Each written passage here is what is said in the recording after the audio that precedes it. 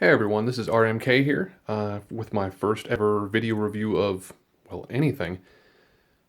Just first things first, I hope you'll forgive that the camera's a little bit shaky. I don't have a dedicated camera, I don't have a tripod of any sort. I'm actually filming this with my phone.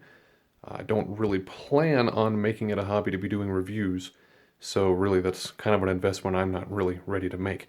So once again, please forgive that. That's also going to explain why you won't see any transformation within this video review. I'm mostly just going to be pointing at things. Personally, I don't really care for reviews that have somebody sit for an hour, hour and a half just transforming the thing on video. I don't really find that particularly helpful. Rather, I'm going to limit this review to particular points and highlights so that you can make an informed decision about really what works for your collection. So just to make sure we're clear on this, this is the normal sized knockoff version of MMC's Feral Rex, also known as Predaking. For the duration of this review, I'm not going to be using the MMC names for these bots. I'm actually going to be using the official names that we all know that they homage from the Transformers series. So let's get started here. As you can see, it's a pretty colorful piece of plastic. And from a distance, in my opinion, it looks pretty good. A lot of people that are familiar with the official MMC version will notice that it's lacking quite a bit of paint in comparison, and of course all of the metal plating that we're used to seeing, of course the vac metal here, and of course when we get to the sword we'll see that as well. But as far as I'm concerned, from first impression, it looks like about on par with any Hasbro release. Hasbro, of course you get your base multicolored plastics and then a few paint apps here and there depending on what budget that they have that particular year. In my opinion, this fits in pretty well, and if this had been an official Hasbro release, I think people would likely be tripping over themselves in order to get it. So again, while it's not on the $400, $500 level collector for MMC's official version, and as far as I'm concerned, like I said, it looks like any other, in terms of quality and plastic, any other toy that you might see from Hasbro. Of course, being a knockoff, it's going to be very, very simplified, and that's going to come out in various areas. And to be perfectly honest, I've had my share of knockoff toys in the past, and I was very surprised about what I got. In fact, in terms of just a quick overview of what is going on here, I was expecting very limited articulation in particular areas. Of course, with knockoffs, people will fuse parts together because, well, putting all those pins and that extra articulation in there, that costs money. So this thing is articulated in a lot of ways that I didn't expect, and not articulated in ways that I would have expected. They made some interesting shortcuts, but overall, it's actually pretty good, very surprising. So yes, once again, there are fused parts on this, so you won't have as much articulation as the official.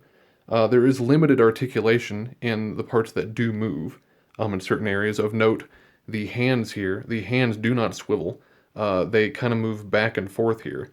But no, there is no wrist rotation. And I would like to say that on all 6 of these members, including Catilla, which we'll get to him here in a second, none of them have wrist articulation at all. So well, let me rephrase that. None of them has wrist rotation or swivel.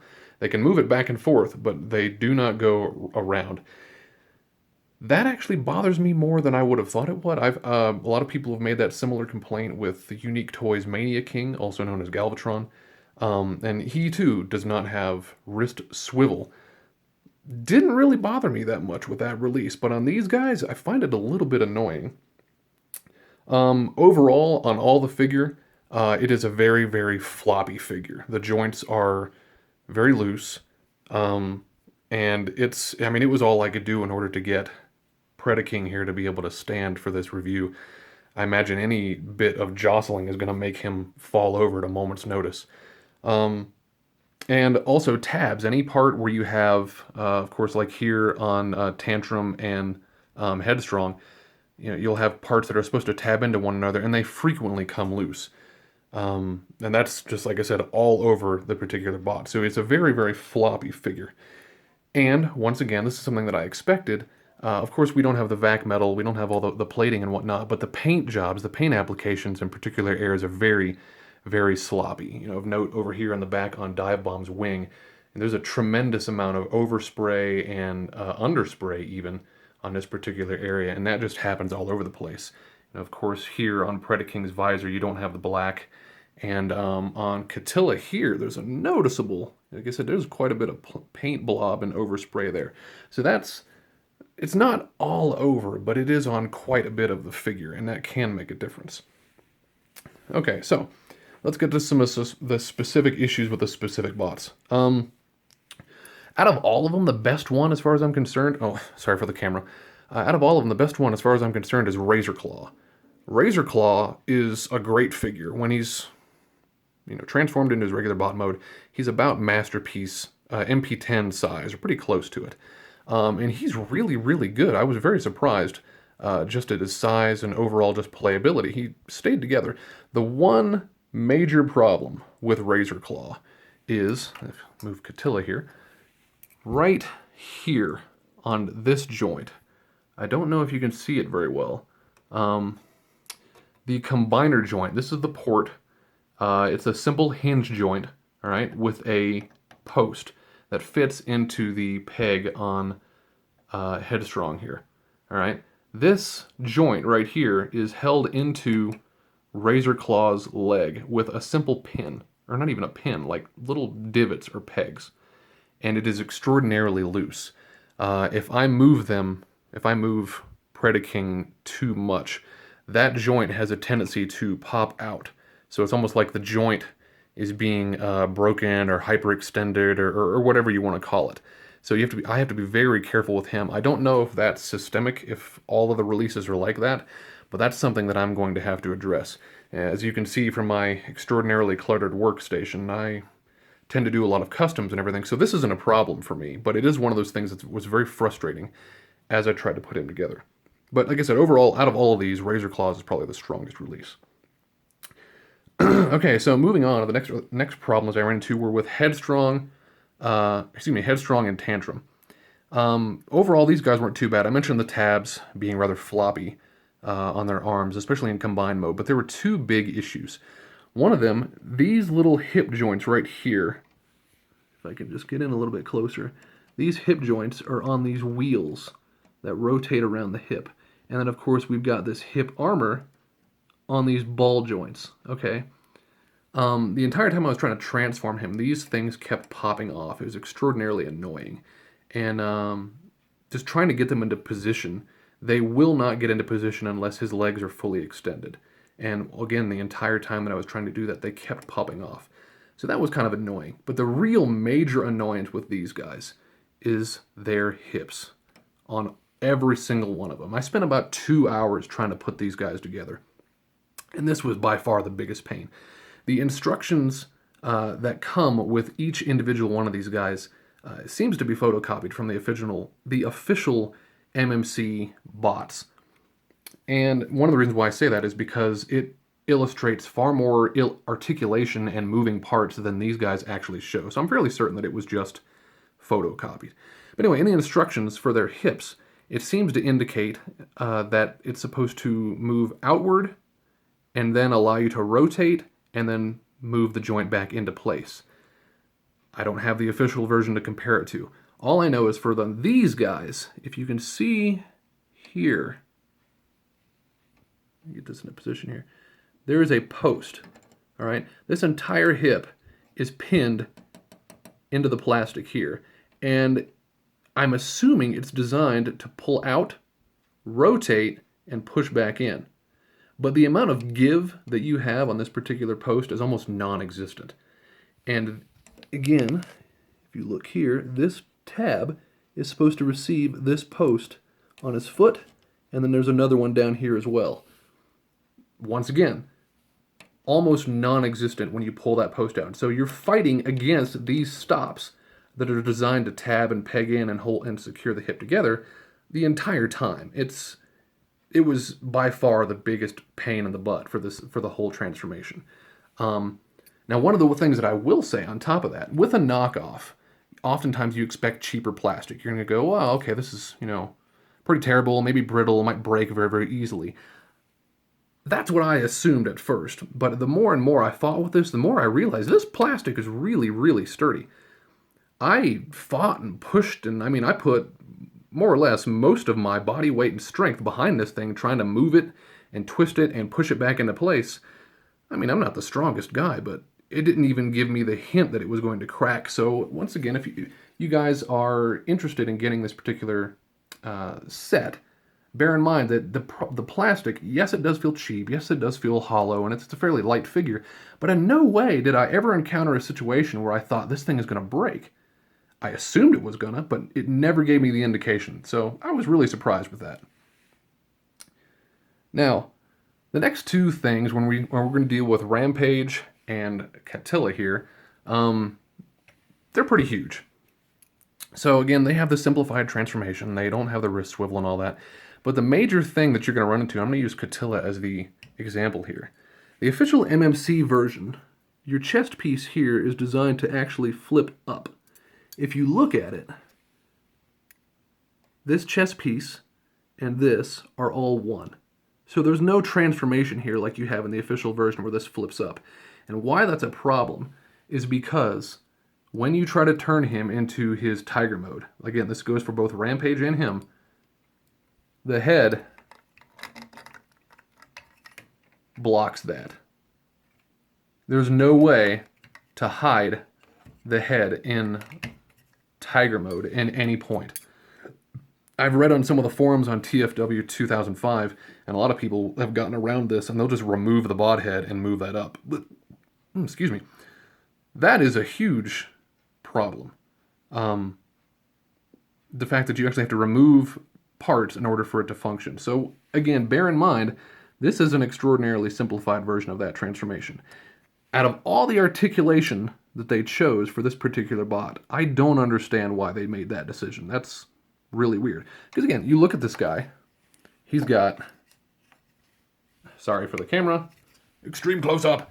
So he's got the double jointed arm, he's got the wrist swivel, he's got everything. I mean, this will turn, but the fact that they didn't keep that, and that's what keeps him from transforming, I didn't quite understand that. But, so yeah, you can even see it here in combined mode. That's what I had to do with Rampage. His head's just kind of sitting there. Go figure, right? Okay. Now the next major thing that you're going to run into with this guy, it involves the hands. Now, as you can see, the hands are very, very simplified. The MMC version, of course, has all the articulated digits. It's a very simplified hand, and it doesn't bother me. I mean, if you look at a Combiner Wars hand, you know, it's literally the exact same articulation. You've got thumb rotation, and you've got mobility of the fingers there. That doesn't bother me. What bothers me is the fact that in order to even mount these hands in place, I had to take my Dremel to them. So the hands are this post, and there's pegs on either side of the post, okay? And they peg into either leg here on the bottom of the bot. That's fair enough, that's simple enough. But if you look closely, move Catilla here. If you look closely here, this ridge is, I had to Dremel this down. It was way too tall. So the post that they had to fit into the bot was never long enough. So I took my Dremel and I sanded all this down, sanded, until it was finally not in the way of your bot. And it allowed the post to reach in and access the pegs, the recesses that are built into this particular bot. Okay? Now, that works for Catilla and Rampage. For Divebomb seemed to actually have smaller recessed pegs. So I had to go further and sand down the pegs themselves in order to make them fit on Divebomb. Way more frustrating. Now, speaking of Divebomb, you'll notice right here, the claws on his hands. That is a completely different molded piece than the MMC version. The MMC version, as I understand, is designed so that second claw here folds back and fits a little bit more flush against this body. Not so. So again, now you do have articulation here on the claw, but yeah, that piece, that's a bit of a problem. Now, here's a big issue. The sword. Oh, actually, nope. My apologies. One last thing about Divebomb. If you guys know, the MMC release is supposed to have, you've got a super gun from G1. Very cool. Simplified colors. It's not black. It's not metallic or anything like the MMC version. I can deal with this. But when this is transformed, it's designed, these two pegs right here, these two pegs right here are designed to peg into Divebomb's legs, okay? If we look at Divebomb, the pegs in question, there's a spot for them. Oh, we're not focusing. Come on, focus, curse you, don't focus on prime. Okay, so the pegs are there, the spaces are there, but they're not, there's no recess. It's just like a slight indentation. So one of the things that I'm going to have to do is take my Dremel and I'm going to have to actually carve out these spots so that the gun can peg in place like it's supposed to. But as of right now, I haven't done that and it's a bit of a problem. Next issue is the sword. We all know the monster sword, gigantic thing here. Some of you that are familiar with the MMC release will already notice the big difference, and that is the sword handle. I was so confused when I was trying to assemble this thing because, once again, I'm fairly certain they photocopied the MMC instructions. The MMC instructions for the sword handle called for a completely different looking piece. This thing came with it, and it's fine, and it works fine, and I believe that it was custom designed to fit with these simplified hands. Oh, I think he's going to tilt. Stay put, you. I believe it's designed to fit specifically with these simplified hands, because they don't have the pegs that the MMC version seems to have in its more articulated hands. I'm not going to bother trying to install that into him one-handed at the moment. That'd just be too much of a headache. Maybe I'll cut away and mess with that. Another problem with the sword, though, is that this centerpiece right here, which holds all of it together, frequently comes apart. When the pieces are by themselves with none of these other swords and weapons and whatnot, it pegs together fine. But you put all this other extra stuff in there and it seems like it wants to break apart regularly. So you have to be very, very careful.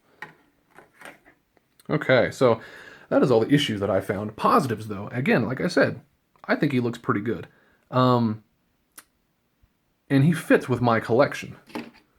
In fact, I'm a big classics collector.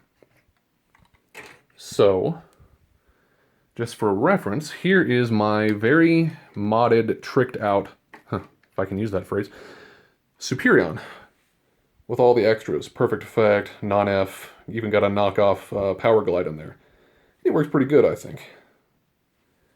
Next, I've got Combiner Wars Menasor, who, if I can get him to stand and not fall over, yes.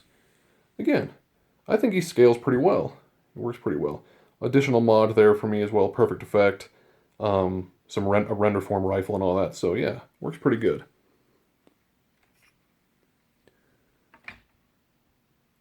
And I'd also like to point out, once again, the paint there looked comparable. I thought he was a pretty good match.